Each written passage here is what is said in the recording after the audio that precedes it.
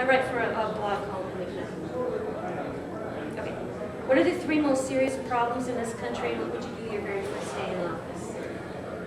Well, the most serious problem facing this country is the fact that government is too big, it spends too much money, and that we have a national debt. So, first day in office would be same as when I was governor of New Mexico. I would immerse myself in the dollars and cents of federal government. Where is the money being spent?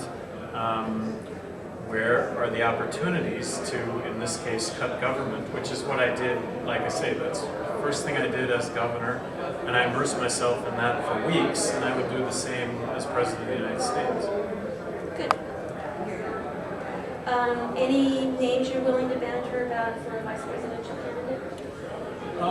No, but I just take this opportunity to say I've never met anyone with as much integrity, honesty as Jim Gray. He is as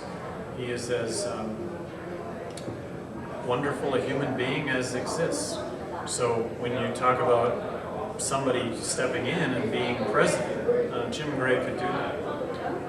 Since he's Southern California like us, we know him well.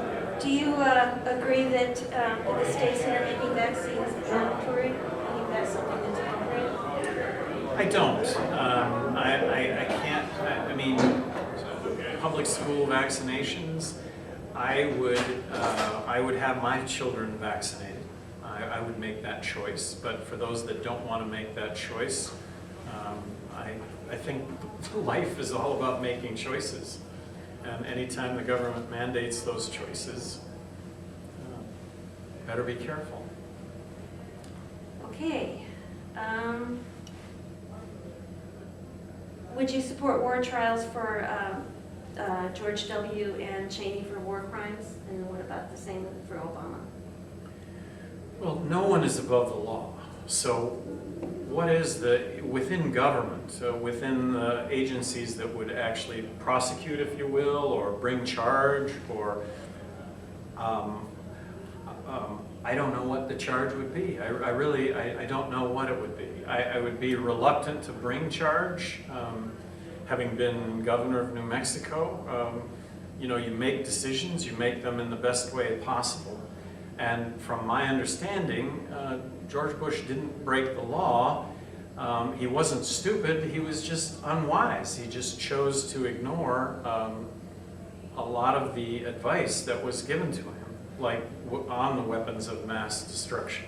There was just a preponderance of evidence that suggested otherwise, and he chose to pursue it. So no one is above the law. No one is above prosecution if in fact they've broken the law. So as President of the United States, if I, not mentioning Cheney or not mentioning Bush, but anyone in a prior administration that was brought to my attention that broke the law and could be prosecuted, should be prosecuted. Okay. I asked for questions from our readers, so some of these you kind of covered tonight. And Zach's going to ask you something I was going to ask you, and I have to apologize for this, but I've been asked to ask you this. Yeah. If I contribute money to you today, would it go to pay off your debt from 2012, or would it go toward this campaign? That's the discussion that I just had outside, and the debt we owe no one any money at all. All the debt that is on the books is a requirement by us right now by the FEC. The debt goes completely off the books. There is a new set of books for the new campaign 2016. Every nickel that you contribute goes to this campaign. Ron Nielsen carried the entire debt. Ron Nielsen last cycle was probably out of pocket $600,000 of his own money.